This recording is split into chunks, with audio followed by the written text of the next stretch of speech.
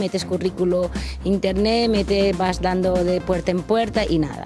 Y esto es horrible. Una vez que te ven el currículum, te ven la edad, es lo que te tiran para atrás. Que yo no quiero vivir a base de una prestación. Yo no quiero cobrar 400 euros. Yo quiero cobrar un salario digno. Son los perfiles de las personas más afectadas por la crisis.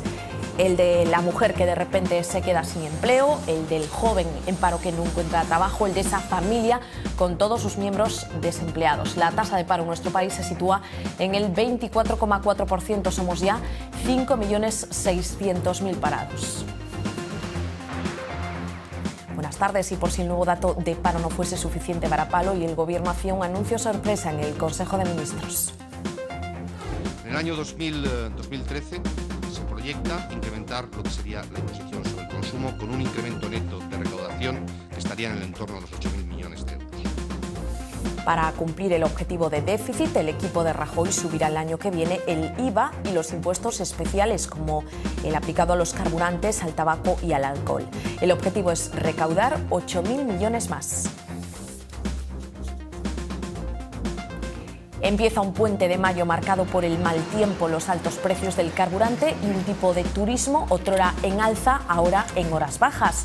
La crisis y la escasa promoción son sus principales enemigos, pero también las ataduras que suponen llevarse a toda la familia. En Galicia esperan un 19% de ocupación. El rey ha recibido hoy a Rajoy en Zarzuela, 7 horas después de recibir el alta. El monarca era intervenido esta noche de nuevo en la cadera lesionada tras hacer un mal movimiento. El pasado día 14 le colocaban una prótesis después de un accidente ocurrido en Botsuana, donde se encontraba de cacería.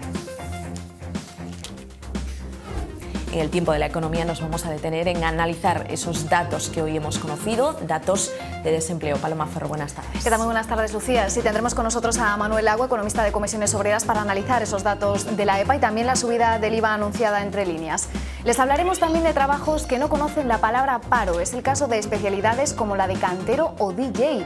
Las administraciones las reconocen desde este verano como títulos oficiales y empiezan a ganar terreno entre los jóvenes. Tomaremos por otra parte el pulso a los mercados después del nuevo golpe que hemos recibido por parte de una agencia de calificación. Standard & Poor's rebaja en 2 escalones la nota de nuestra deuda en un momento muy difícil para la prima de riesgo española. Los analistas creen, sin embargo, que seguimos lejos de la intervención. Luego lo vemos y, como cada viernes, abriremos una puerta al optimismo en la información económica para animarnos un poco de cara al fin de semana. Como siempre, ese optimismo nos llega de la mano de emprendedores. Hoy hablaremos con los creadores de Smart Bites, una página web gallega que acaba de nacer y que vende delicatessen a golpe de clic. Lo vemos a partir de las 9 en punto en el tiempo de economía. No nos lo perdemos, Paloma, sobre todo esa noticia buena de la semana. Y en el tiempo del deporte analizaremos los próximos compromisos de Celta y de Depor este fin de semana. Pablo, muy buenas. Muy buenas, además con novedades, por ejemplo en el Depor sin Guardado y sin Castro. La de Guardado es novedad esta mañana y eso que ha completado la jornada de trabajo con cierta normalidad. Enseguida estamos en los 2 puntos informativos. En A Coruña con la última sesión del Deportivo, Rochela va a ser titular, también Salomao, y en Vigo con la arenga de Paco Herrera, los suyos en el tramo final del entrenamiento. Los motivos luego los veremos. Además, el técnico prepara cambios en el 11, especialmente en la punta de ataque. Hablaremos también de la salida de Pep Guardiola. Vaya expectación la de hoy en Barcelona, no era para menos. Se despide el mejor técnico de la historia blaugrana, se va con 13 títulos en 4 temporadas, le va a sustituir Tito Vilanova, que era su segundo esta campaña. Hablaremos de baloncesto, de Obradoiro, también de la NBA, de cómo se ha puesto la cosa en la pelea por el anillo y mucho de motor, de Jerez, que este fin de semana es el epicentro, y del Rally Rías Baixas. Nos va a acompañar también el presidente de la escudería que da nombre al rally y que se plantea ahora mismo incluirse en el circuito europeo desde esta misma temporada. Fernando Mourinho nos va a acompañar en el tiempo del deporte, 9:15. Muy bien, pues enseguida estamos con los dos, Pablo. Gracias. Hasta ahora. Hasta ahora. Estamos pendientes también del tiempo porque hoy a las 3 de la tarde arrancaba esa operación especial con motivo del puente del 1 de mayo y seguro que muchos se han ido ya de vacaciones o están a punto de hacerlo. Nos lo cuenta como cada día Xavier Fonseca. Este sábado Galicia quedará bajo la influencia de una nueva borrasca que esta vez estará situada en el este peninsular. Además tendremos aire frío en altura y por tanto inestabilidad atmosférica. Habrá lluvia en cualquier punto de Galicia y además será localmente de carácter moderado. Tendremos cota de nieve por encima de los 1.200 metros de altura. Y en cuanto a las temperaturas, se mantienen sin grandes cambios, con mínimas de hasta 1 grado bajo cero y máximas de hasta 15. Y hoy en Historias del Tiempo, como estamos a las puertas de unas mini vacaciones, de un puente, haremos una previsión para estos próximos días. Todo ello, como siempre, a partir de las 9:30.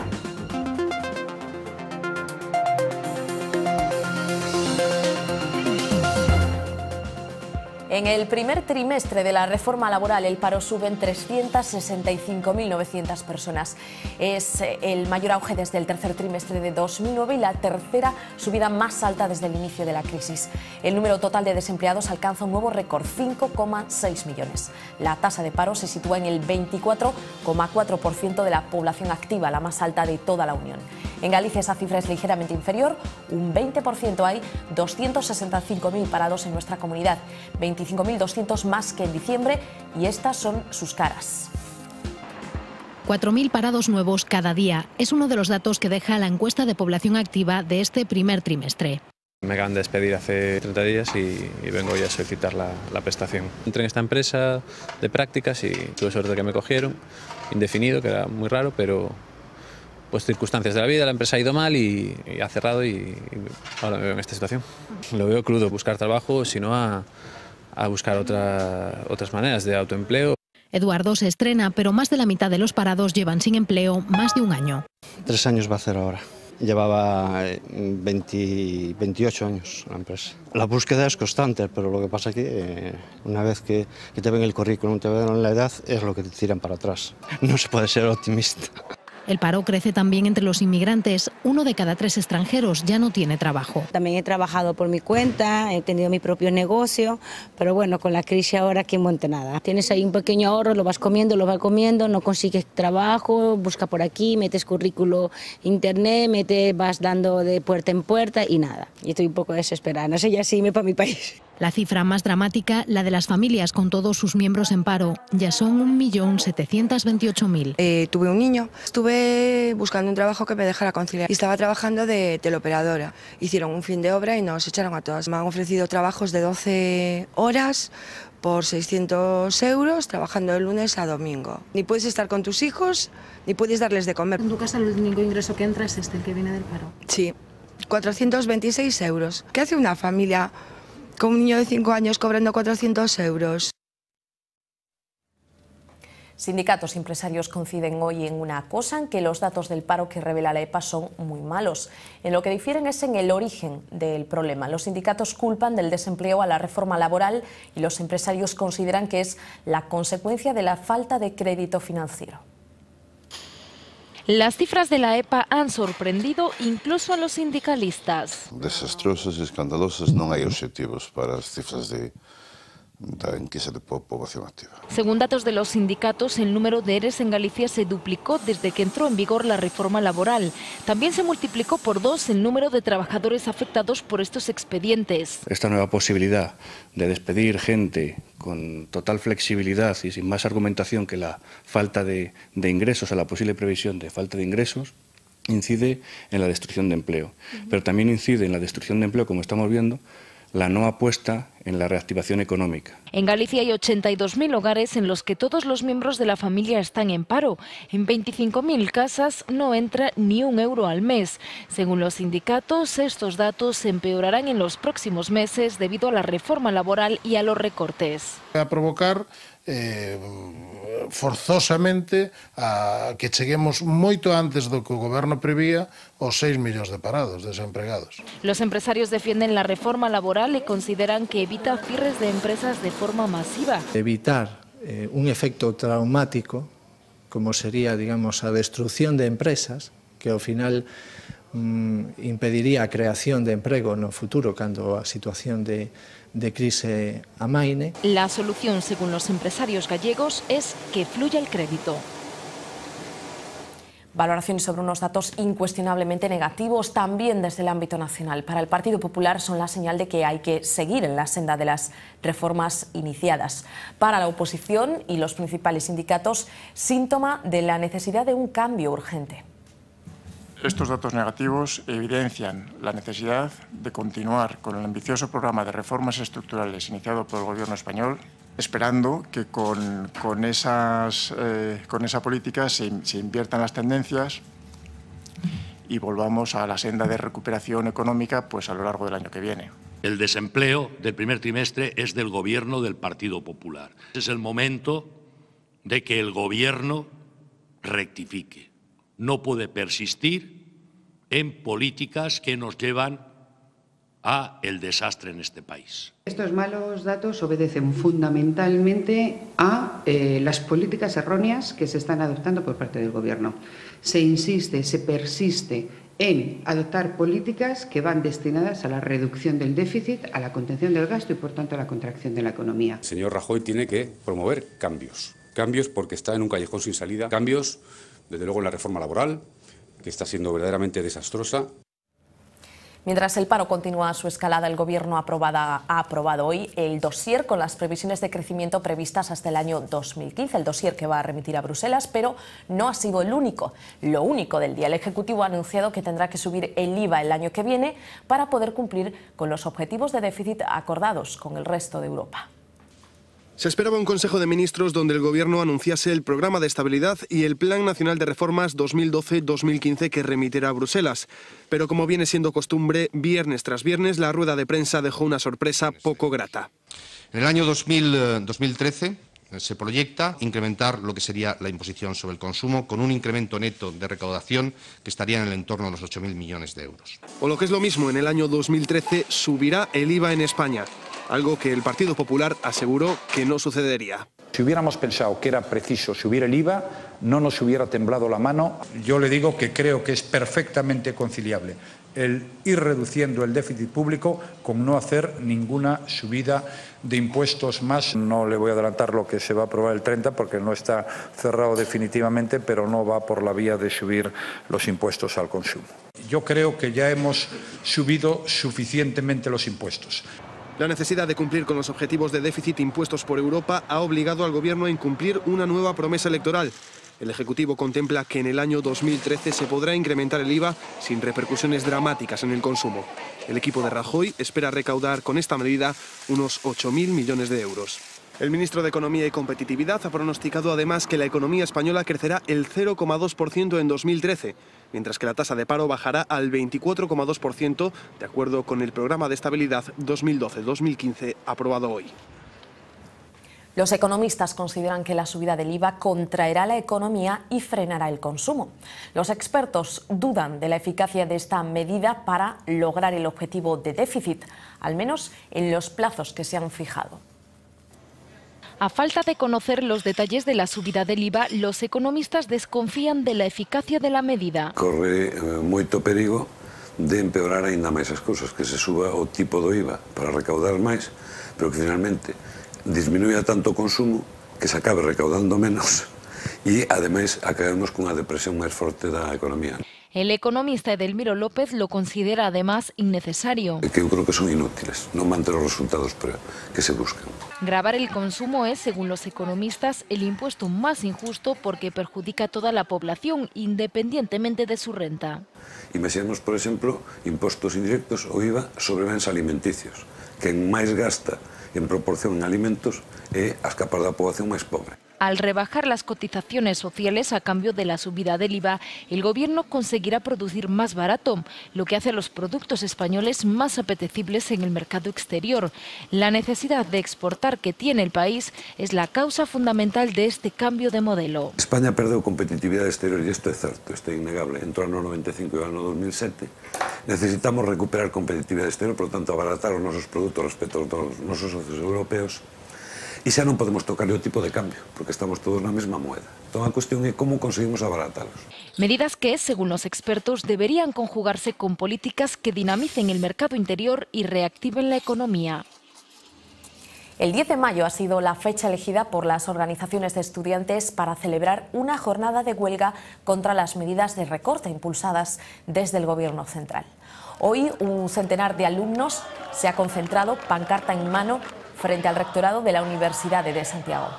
Lo han hecho coincidiendo con la reunión del Consejo de Gobierno. Se han escuchado gritos de rechazo a la subida de las tasas, una posibilidad que está siendo debatida por la institución académica. Los estudiantes no confían en las palabras del presidente de la Xunta, que se ha comprometido a mantener los precios más bajos de todo el Estado. Escandaloso que el ministro Wert frivolice con la concesión de créditos cuando estamos viendo que el modelo financiero español está negando créditos a familias que se están viendo desahuciadas. No se lleva a cabo la subida de las tasas porque son abusivas y es para una educación elitista. Pues en el fondo es una forma de privatización. Un intento del capital de aprovecharse de un nicho de mercado como es la enseñanza pública.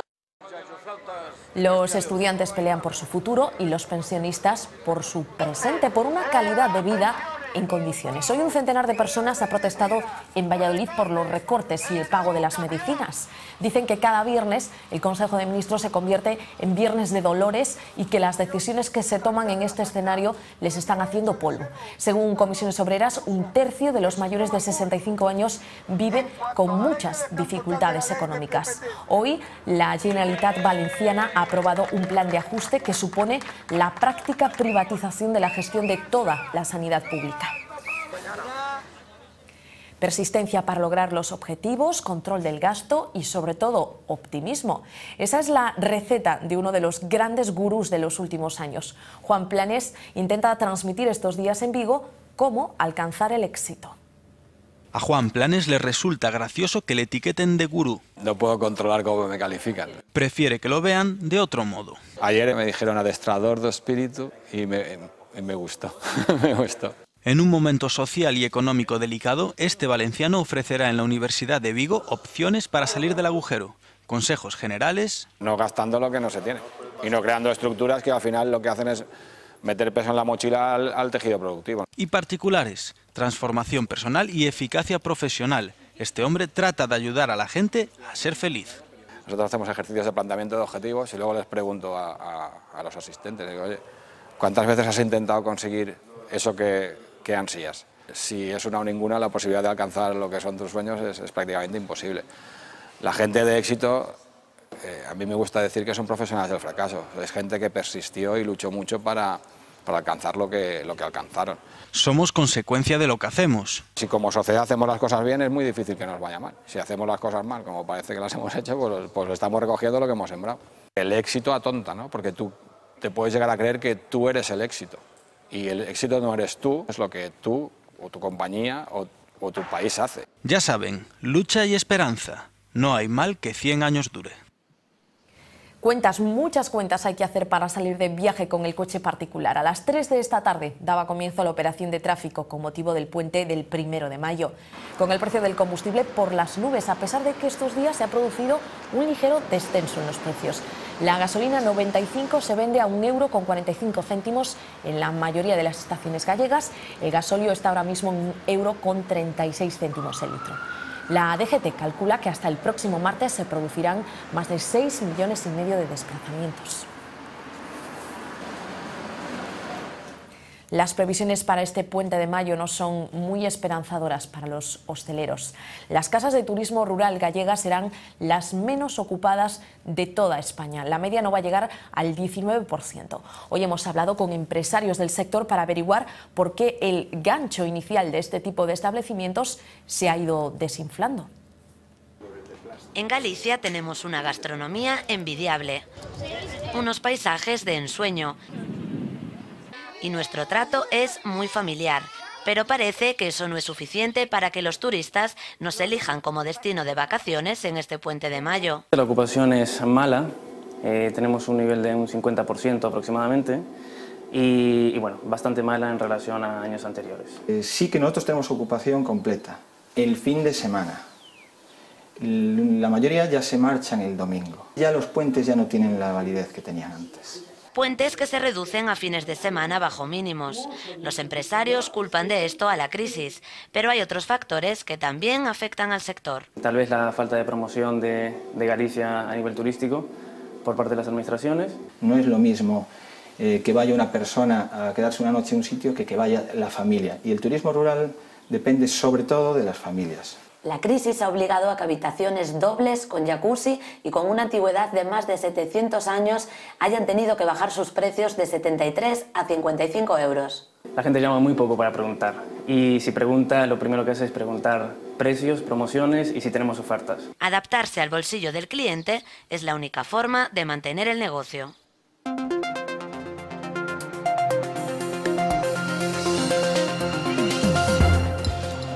Baltar se niega a crear una comisión de investigación para aclarar las acusaciones de fraude que pesan sobre la Diputación ourensana.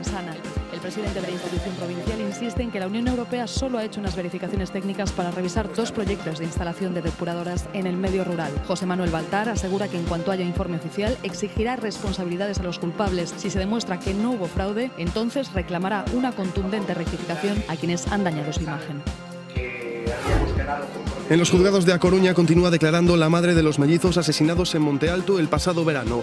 Está imputada por un delito de omisión de socorro y malos tratos habituales. El psiquiatra había avisado a María del Mar de que no los dejara al cuidado de su novio. Antes declaró el asesino confeso de los pequeños, que tenían entonces 10 años. Javier Estrada admitió haberlos golpeado con una barra hasta su muerte. La candidatura encabezada por el gallego Antón Reixa ha obtenido el mayor número de votos en la carrera hacia la presidencia de la SGAE. Sin embargo, tendrá que pactar al no haber alcanzado mayoría absoluta. Los miembros de su lista, a unir, ocuparán 14 de los 39 puestos en la nueva Junta Directiva de la Sociedad General de Autores y Editores. El futuro del organismo pasa, antes de nada, por limpiar su imagen dañada tras la detención de varios excomponentes acusados de colaborar y participar en una trama de desvío de fondos.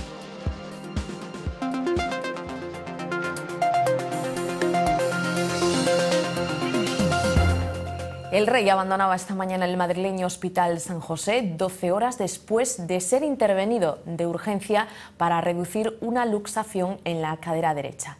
Su Majestad no ha sido hospitalizado, continuará en Zarzuela con el posoperatorio. Allí recibía esta tarde al presidente del Gobierno, a Mariano Rajoy. En menos de 2 semanas, el rey don Juan Carlos ha pasado 2 veces por quirófano. Al parecer, ayer, el monarca hizo un mal movimiento durante su audiencia con el ministro de Exteriores de Emiratos Árabes. Un mal gesto que le provoca una luxación en su maltrecha cadera. Anoche era hospitalizado e intervenido de urgencia para colocarle de nuevo la prótesis. Solo hacía 9 días que el rey había recibido el alta en esta misma clínica. Durante este tiempo se le había sometido a sesiones de rehabilitación y fisioterapia en la Zarzuela, combinadas con periodos de reposo. Ayer era el primer día en el que don Juan Carlos se dejaba ver en público en su despacho para realizar sus primeras audiencias, desde que en un hecho histórico compareciera para pedir perdón e intentar calmar a la opinión pública. Lo siento mucho. Me he equivocado y no volverá a ocurrir. Tras otro periodo de recuperación, se espera que el monarca pueda realizar todo tipo de actividad física para principios de junio. Tras el comunicado que ayer hacía público el Gobierno anunciando el acercamiento de presos etarras que deseasen acceder al plan de reinserción, hoy el ministro del Interior ha recibido a representantes de la Asociación de Víctimas del Terrorismo. La delegación de esa asociación, encabezada por Ángeles Pedraza, se ha reunido con Jorge Fernández Díaz durante un espacio de 2 horas. Le han pedido al ministro que los presos que se acojan a este programa, además de desvincularse de la organización terrorista, pidan perdón a las víctimas.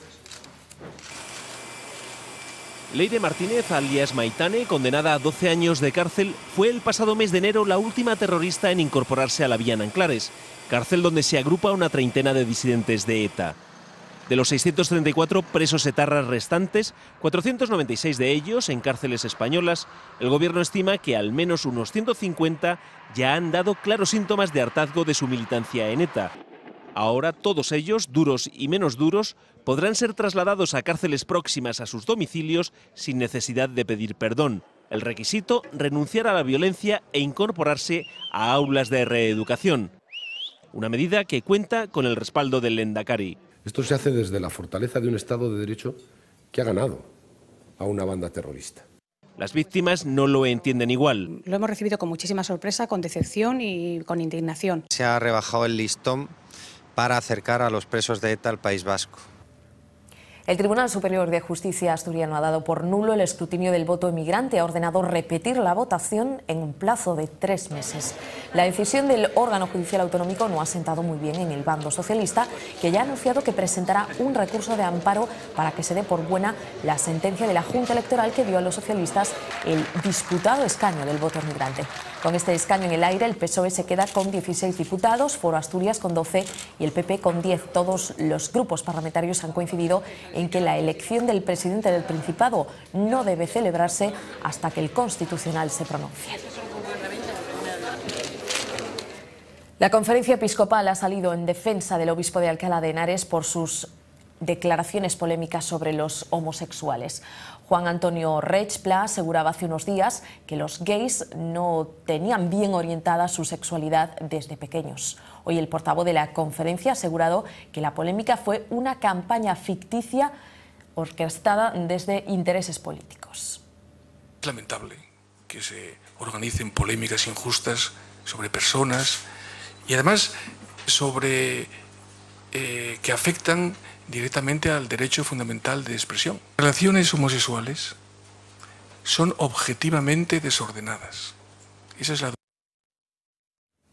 El disidente chino Chen Guangqin está a salvo en Pekín. Con este vídeo difundido por internet, el también abogado quiso demostrar a todos que ha conseguido escapar del arresto domiciliario y resguardarse del gobierno chino. En esta grabación, el disidente pide al ejecutivo de su país que deje de ejercer presión sobre su familia. Chen, que fue candidato al Premio Nobel de la Paz en varias ocasiones, no ha querido abandonar su país porque asegura que luchará hasta el final por tener una vida normal como cualquier otro ciudadano. Nos vamos, pero enseguida volvemos a eso de las 9 de la noche para repasar la actualidad económica del día, que hoy viene cargadita. Hasta ahora.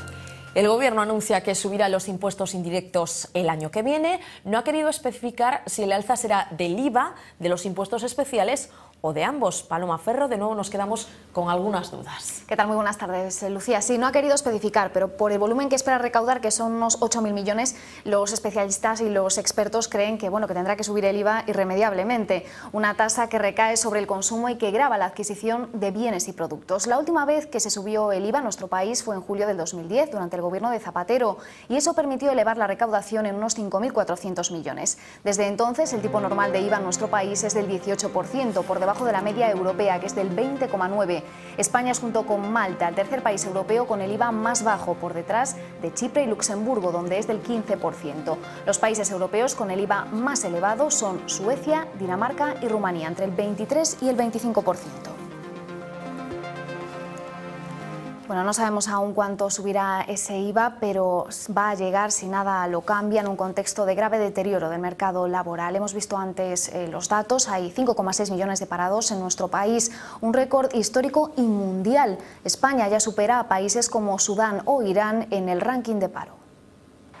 En el mes de marzo, la revista The Economist publicaba su peor pronóstico para España. El paro llegaría al 23,3%, la segunda tasa más alta del mundo.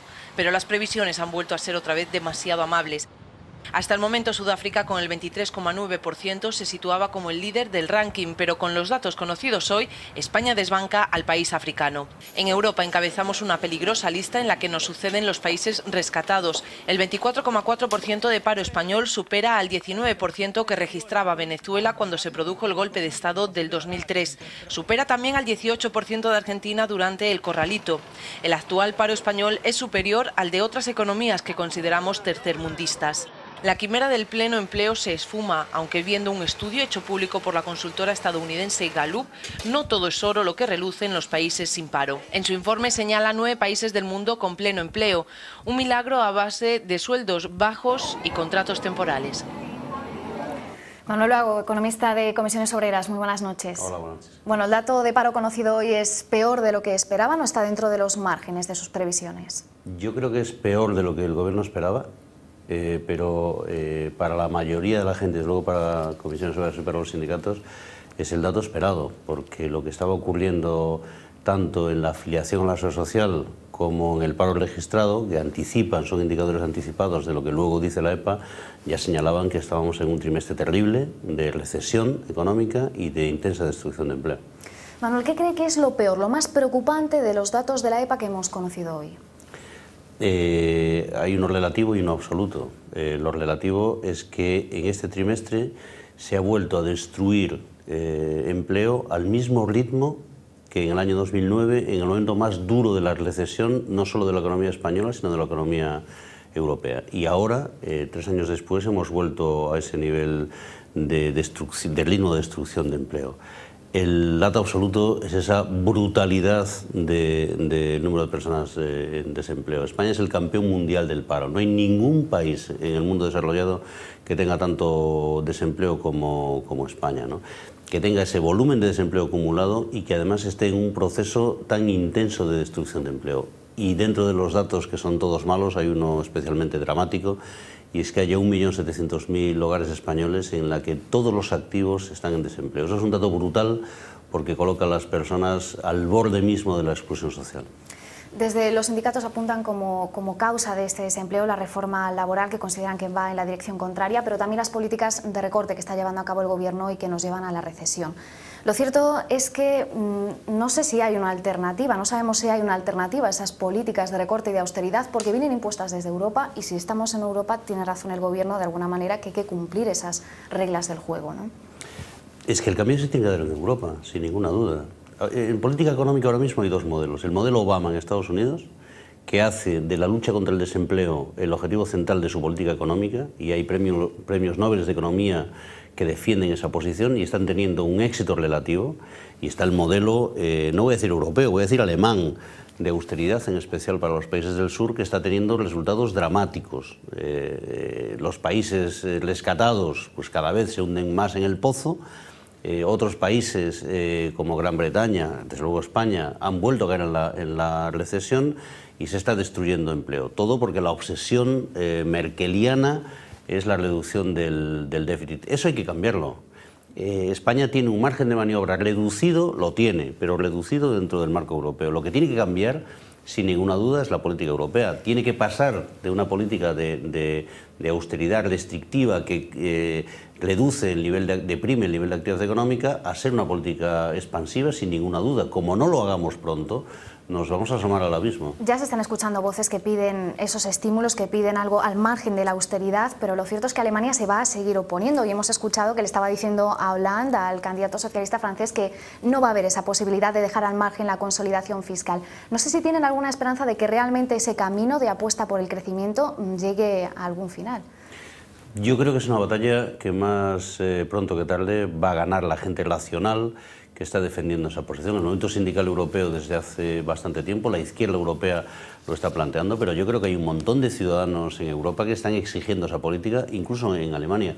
Los resultados de las elecciones francesas son evidentes, no solo porque fracase Sarkozy, que es no la segunda pata, la patita al lado de Merkel en la construcción europea. No solo que fracase Sarkozy en triunfo de la izquierda que defiende otro modelo, es que la aparición de Le Pen, de los movimientos populistas de derecha, con esa fuerza tan enorme, la caída del gobierno en Holanda, que necesita buscar el apoyo en la extrema derecha, todo eso está configurando un mapa político en Europa de enorme preocupación y que pasa por la desafección de los ciudadanos al modelo de la Constitución Europea y también anticipa algunos líos políticos. Y yo creo que eso Merkel, que no es tonta, se va a tener que dar cuenta que por ese camino va mal toda Europa y Alemania también. Pues seguiremos Pendientes de la evolución de las políticas en Europa, a ver si se da ese cambio que necesitamos para que se frene esa sangría de empleos. Muchísimas gracias, Manuel Lago, economista de Comisiones Obreras, por haber estado con nosotros. Bueno, con el desempleo juvenil en cotas históricas y una universidad que trata de sobrevivir a los recortes, los oficios vuelven a ganar terreno. Las administraciones reconocen desde esta primavera títulos oficiales como el de cantero o el de DJ. Los jóvenes que se forman en estas especialidades se han convertido en privilegiados. Pueden presumir de no ser víctimas del paro. Esta trucha tendrá muy pronto una réplica de 2 metros que saldrá de este bloque de granito. Mucho más avanzada está esta escultura de tamaño real. Los alumnos de la Escuela de Canteros de Pontevedra son artistas capaces de moldear la piedra. Es difícil, la verdad cuesta mucho, te duele mucho los brazos, tal, pero se puede hacer. A pesar de la alta cualificación del trabajo, los estudios no eran oficiales. Ahora han conseguido dignificar su profesión. Significa o recoñecemento da existencia do oficio de canteiro, que para nós galegos é o primeiro dos oficios. La escuela lleva 30 años formando a los mejores profesionales del país. Es la única escuela de canteros de España. Sus 40 alumnos pueden decir aquello que a todo español le gustaría pronunciar. Yo no tengo miedo de estar no paro. Hay menos paro. Si te das a conocer y tal, seguro que hay trabajo. Un privilegio que también tienen los buenos DJs. El gobierno acaba de aprobar la titulación oficial de un trabajo hasta ahora alternativo. No solo también saber pinchar, sino saber hacer sus propios temas. Y eso es lo que hoy, digamos, da un poco ese paso a la fama. Los profesionales piden que se elabore un plan de estudios acorde a las peculiaridades de este trabajo en constante transformación. Si realmente lo va a dar personal cualificado, especializado en todas las áreas, pues es una idea muy buena. En plena crisis laboral, los oficios recuperan su prestigio y nos demuestran que hay otros caminos por explorar. El Gobierno impone un arbitraje obligatorio para solucionar el conflicto entre Iberia y sus pilotos. El laudo, es decir, la resolución que tome el árbitro, será de obligado cumplimiento para ambas partes. La decisión ha sido aprobada en Consejo de Ministros y aplaudida desde el sindicato de pilotos SEPLA, que ya ha anunciado que desconvoca las jornadas de paro previstas para favorecer el diálogo. En la bolsa madrileña cerramos una semana de altibajos en la que el IBEX ha conseguido subir un 1,5%. La jornada de hoy también ha sido movida. El IBEX ha llegado a caer 2,5 puntos, pero finalmente ha conseguido cerrar en positivo con un alza del 1,7% y los 7.145 enteros. El resto de bolsas europeas también ha terminado la semana en verde. La prima de riesgo sube desde ayer 3 puntos hasta los 418. Desde el lunes el riesgo país ha bajado, sin embargo, 18 puntos básicos. La bolsa y la prima han aguantado mejor que bien una nueva rebaja de una agencia de calificación. Standard & Poor's ha decidido degradar en 2 escalones la nota de la deuda española. Abandonamos el grupo de las Aes para entrar en el de las Bs y nos quedamos ya más cerca del temido bono basura. 2 escalones por debajo de la triple B positiva. Ese es el punto exacto donde se encuentra ahora mismo la calificación de la deuda española según la agencia de rating Standard & Poor's, que ha decidido alejar a España de la posición A mejor valorada. Las otras 2 agencias, Fitch y Moody's, nos mantienen en una mejor perspectiva. Bueno, es una nota, si la equiparamos al colegio, pues sería un aprobado simplemente. A pesar de ser un aprobado, esta rebaja será determinante para que los inversores compren o no deuda española. Y es que las agencias de rating en muchos casos son su guía a la hora de tomar decisiones. De momento, esta bajada no es sinónimo de alarma. Estamos en una situación complicada, las agencias de rating así lo están atestiguando, pero bueno, en nuestra opinión no estamos al borde de la intervención ni mucho menos. Standard & Poor's considera poco probable que España cumpla el objetivo de déficit. Las medidas antidéficit pueden funcionar, pero desde luego lo que da la sensación es que no consiguen activar el crecimiento en la economía. La agencia de rating ve además muy probable que la banca española vaya a necesitar más fondos del gobierno. Banco Etxeberria ha presentado esta mañana los resultados del primer trimestre. Con respecto al mismo periodo del año pasado, sus beneficios han aumentado un 3,8% hasta alcanzar 1.200.000 euros. El negocio financiero de la entidad gallega ha crecido un 44% y su número de clientes un 20%. Además, el banco ya ha acometido las provisiones necesarias para hacer frente al saneamiento inmobiliario exigido por el Gobierno central. La entidad betanceira vincula estos buenos resultados al triunfo de su política de banca tradicional, aunque admiten que se han podido ver beneficiados por el proceso de cambio en el que han estado sumidas otras entidades gallegas. Una de ellas es Nova Galicia Banco, muy vinculada al Echeverría porque controla el 49% de sus acciones. El Echeverría está seguro de que sea cual sea el futuro de Nova Galicia, la subasta o la independencia, pueden estar tranquilos. Han sido los socios ideales y lo siguen siendo ahora. ¿Qué va a pasar con ellos? Pues no lo sé, pero nosotros estamos perfectamente tranquilos, primero, porque sabemos que son personas que van a tener con nosotros un comportamiento magnífico como lo han tenido hasta ahora, y, en segundo lugar, porque nosotros tenemos la mayoría, una mayoría amplia. El Banco Popular cerró el primer trimestre del año con 100 millones de euros de beneficios, un 46% menos que en el mismo periodo del año anterior. La razón, según la entidad, hay que buscarla en que ya han destinado a provisiones el 60% de lo exigido para el saneamiento inmobiliario. Aún así, el banco presenta beneficios en todos sus márgenes, mostrando los primeros efectos positivos de la incorporación del gallego Banco Pastor. Cada vez más expertos apuntan al autoempleo como fórmula para superar la crisis y la escasez de trabajo. Si a esa posibilidad le sumamos las herramientas que ofrece la tecnología, nos sale Smart Bytes. Esta empresa, que acaba de comenzar su andadura, nos ofrece delicatessen al alcance de un clic. Es nuestra buena noticia de la semana. Estos dos hermanos tuvieron una idea: juntar el sector de la hostelería con la informática. Y así nació Smart Bytes. Este jueves comenzó oficialmente su andadura después de una semana de pruebas. Ya tienen 11 pedidos, una treintena de usuarios registrados y 2.500 visitas. Pero ¿qué nos ofrece su página web? Productos de alta calidad. Esperamos ofrecer una de las más amplias variedades del mercado. Pero aquí ya se pueden encontrar quesos ibéricos y una amplia y cuidada selección de vinos, licores y destilados. El pedido se hace a través de Internet. La labor de Smart Bytes consiste en gestionarlo directamente con sus proveedores. En 4 días llega a su destino. A particulares, actualmente en España, Andorra, Islas Canarias, y bajo demanda a Europa también. Y después también tenemos precios especiales para empresas de hostelería. Son productos difíciles de encontrar en el mercado tradicional, en los que hay variedad de precio. Y si se trata de hacer un regalo, también hay Smart Packs. Tenemos pues conjuntos que nos parecen regalables, digamos, y por ejemplo el pack morriña, que son albariños y mencías. O el para ti mamá, una propuesta que ha despertado el interés de no pocos visitantes. Pues así, con el buen sabor de boca que nos dejan los emprendedores gallegos, nos despedimos. Volvemos el lunes con más economía.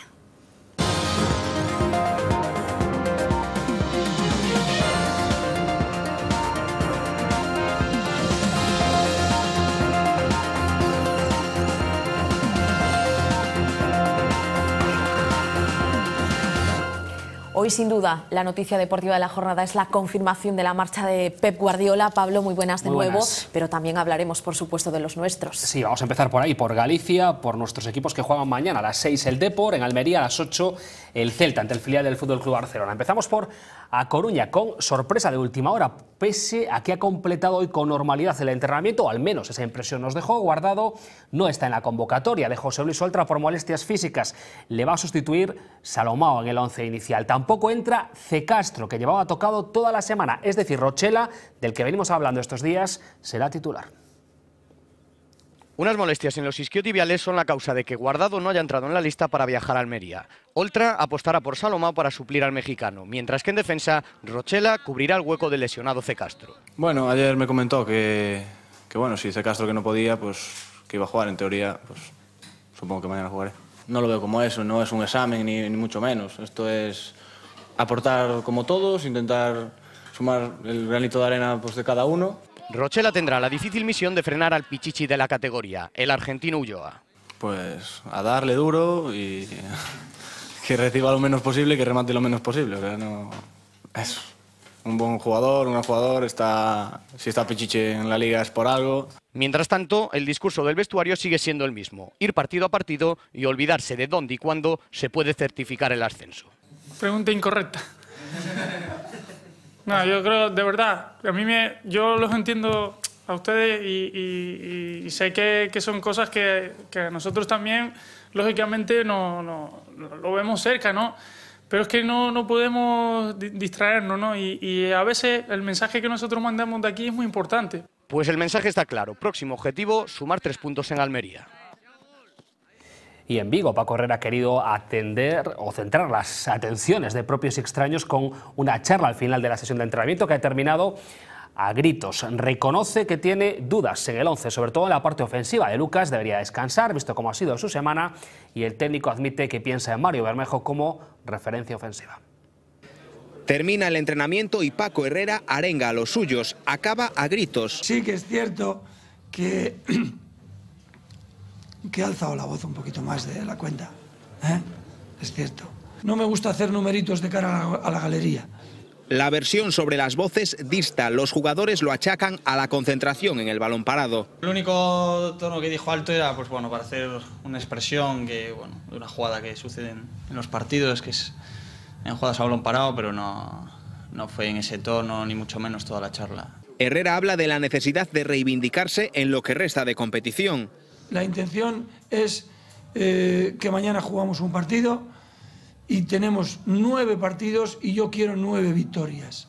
Y la intención no es otra, el que chicos, somos capaces. Sea lo que fuera, el Barça B ya está en Vigo para afrontar el partido de mañana a las 8. Herrera tiene algunas cosas claras. No hay duda, va a jugar Sergio. Y otras no tanto, las dudas en la parte ofensiva. De Lucas a medio gas apenas ha entrenado. La opción de Bermejo como delantero centro cobra enteros. Podría, es una de las soluciones que tengo en la cabeza, una de las decisiones. El aspecto anímico tras 2 derrotas puede ser clave.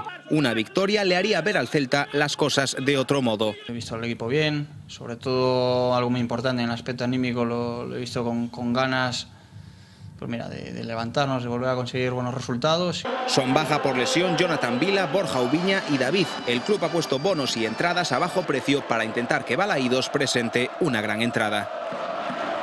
En Vigo ya ha entrenado esta tarde el filial del Fútbol Club Barcelona, un Barça que ha estado hoy en el centro de todas las miradas. Se va Pep Guardiola, pero queda su obra: 4 temporadas y 13 títulos, los logrados por el técnico de Sant Pedor. Dice que se va por cansancio, que comunicó su decisión ya en el mes de diciembre al presidente Sandro Rosell. Ni siquiera habrá tiempo para las quinielas de su sustitución. Será Tito Vilanova, su segundo, el encargado de relevarle.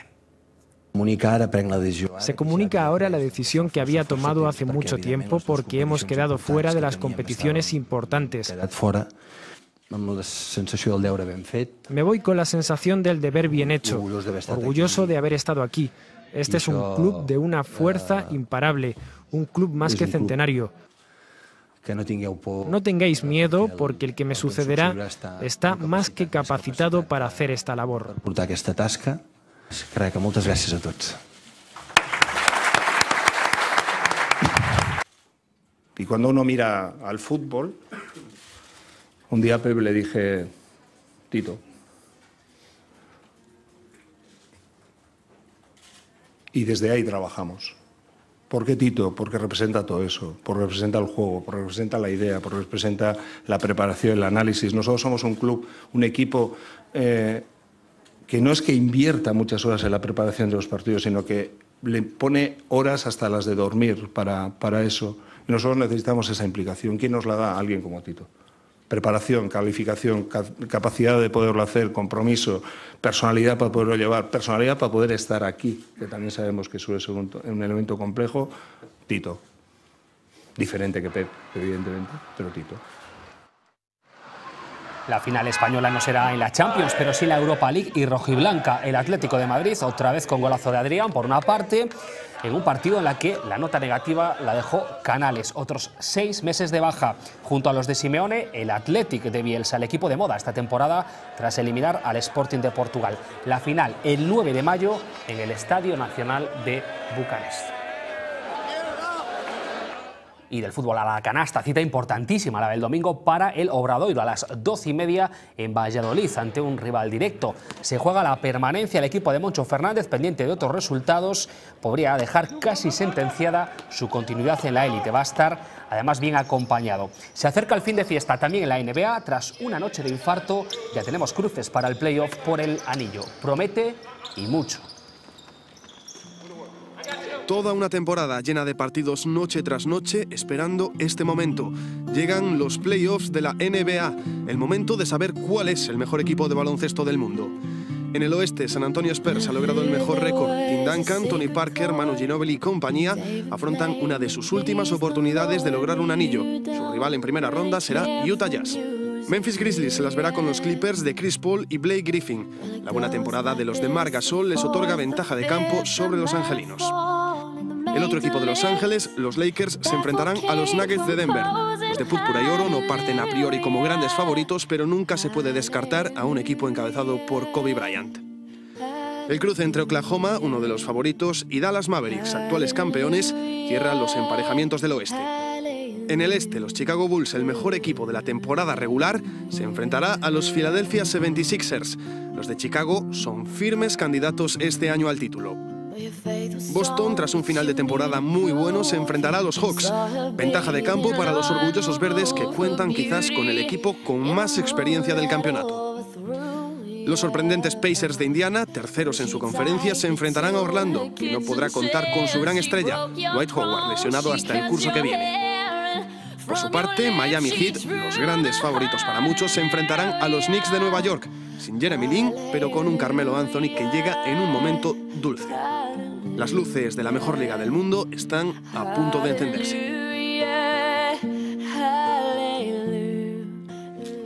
De la canasta nos vamos al motor. Fin de semana espectacular con Gran Premio de España en Jerez, donde se centran muchas miradas y además donde muchos moteros de toda España se van a dar cita, recorriendo incluso miles de kilómetros, atravesando la península. Hemos acompañado a dos mujeres, a Mar y a Alex, rumbo a la capital jerezana. Y se lo preguntamos a Alex y a Mar. Esta mañana salían en grupo hacia Jerez. ¿Qué tiene Jerez? Estar ahí y sentirlo y escucharlo. Enjambres de motos que iban entrando. Se te ponían los pelos de punta. La historia de lo que es el mundo motero. Han madrugado, han metido lo que han podido en su moto y se han juntado. Por delante más de 600 kilómetros sobre las dos ruedas. 600 kilómetros al final con amigos no son tantos, ¿sabes? Colocamos a Mar un micrófono inalámbrico para que nos cuente en ruta y mientras rueda cómo es un viaje a Jerez. Por ahora no nos ha llovido, son las 10 de la mañana más o menos, yendo a MotoGP 2012. Por delante más de 8 horas de viaje. Ellos prefieren hacerlo por carreteras secundarias. Hay menos coches y más sensaciones. El encanto de una moto es poder disfrutar del viaje, de las curvas, del paisaje que te ofrece. Pendientes siempre del cielo y de lo que les rodea. Cuidado sobre todo con los coches. Tienen la costumbre de pensar que las motos pues se pueden apartar rápido. Precaución, paradas cada hora y media y a la hora de cenar llegarán a Jerez. Mar, ¿estás allí, verdad? Claro que estoy aquí. ¿Dónde voy a estar? Allí esperan otros 250.000 moteros con las mismas sensaciones. Y con el mundo del motor nos quedamos. Pasamos de las dos ruedas a las 4. El primer fin de semana de junio se va a celebrar en Vigo y también en su área metropolitana. Ese Rally Rías Baixas, edición 48, que busca esta vez su sitio en Europa. Fernando Mourinho, que es presidente de la escudería Rías Baixas. Buenas noches.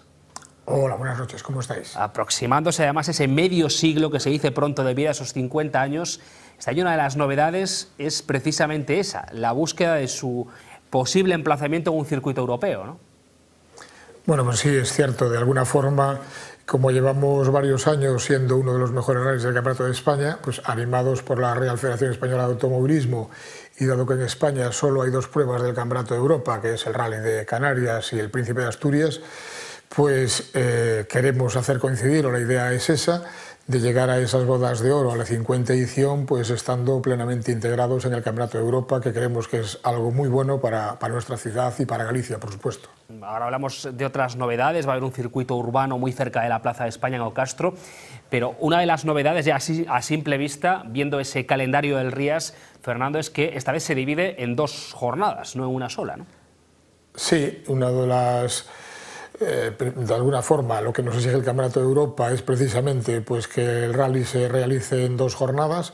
Entonces hemos elegido la primera, que sería el viernes día 1, tramos muy próximos a nuestra ciudad, y para acercar, si cabe más todavía, que ya más no se puede, pues Uno de los tramos se realizará en el Monte del Castro, en el centro de Vigo, y el otro pues en las faldas del Monte Alba, que está muy cercano de nuestra ciudad.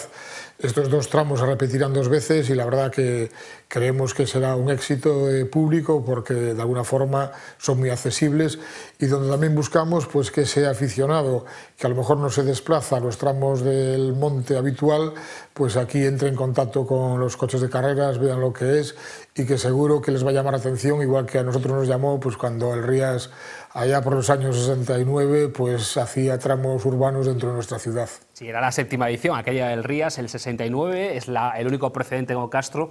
Decía, aproximarlo a la ciudad más es imposible, porque estamos hablando, para los que no son de Vigo, Fernando, de Monte do Castro, que está a metros de la Plaza de España, es decir, del centro neurálgico de Vigo, ¿no?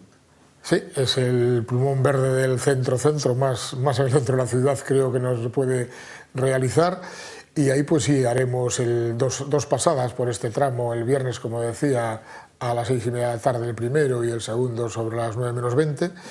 Y lo que pensamos, lo que queremos es eso, que de alguna forma conseguiremos pues que ese aficionado que no se desplaza a los tramos de la montaña, pues que aquí conozca lo que es un rally, que vea estos vehículos que son súper espectaculares y que seguro que a muchos jóvenes le va a entrar el gusanillo del mundo del motor, del mundo de la gasolina, que es lo que nosotros pretendemos pues para que esto, que ahora va a llegar a su 50ª edición, que de alguna forma tenga una continuidad. Nosotros llevamos muchos años ahí trabajando en el rally, pero lo que queremos es, por supuesto, que una vez que pase estas bodas de oro, que siga y que perdure muchos años más. Y eso que el año pasado, seguro que algunos lo recuerdan, Fernando, estuvo a punto de suspenderse la edición del rally por problemas económicos. ¿Eso se ha superado? ¿Se ha garantizado una viabilidad en un futuro o no?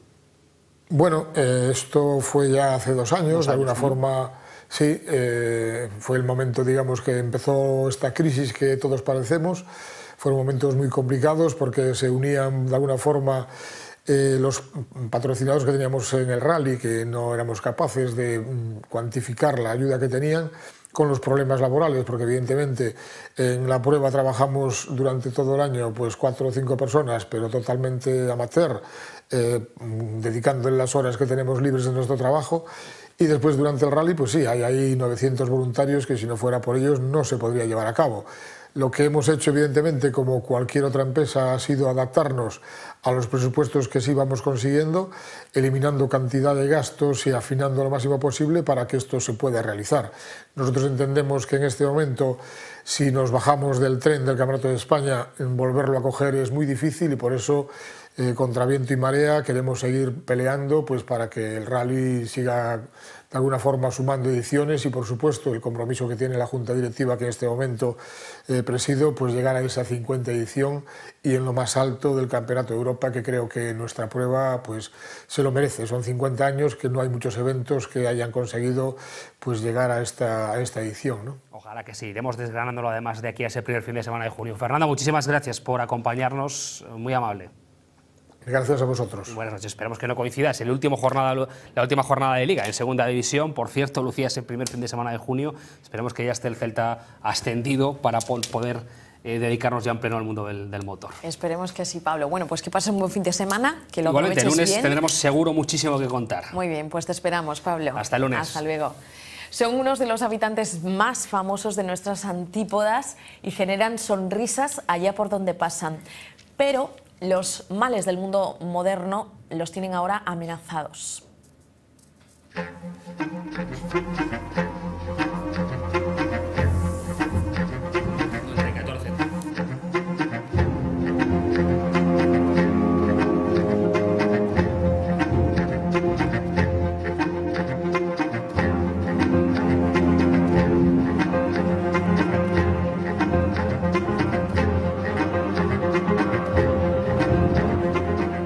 El gobierno australiano ha informado de que los koalas serán declarados especie amenazada en algunas zonas de la isla.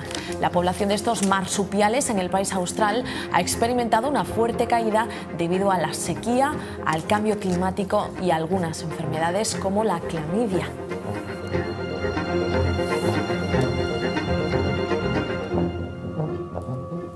Y Y ahí va una propuesta para que comiencen este fin de semana con ganas. Les presentamos el trabajo conjunto de 5 talentos de la música. Han llamado Izal a este proyecto en común y Teletransporte a su primer LP.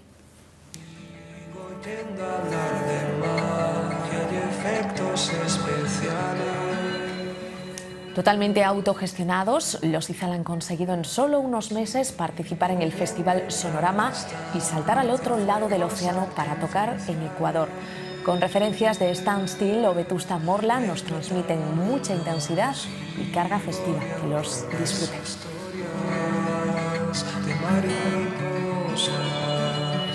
Nos marchamos, les dejamos con esta banda sonora de fondo. Que disfruten del fin de semana. Hasta el lunes.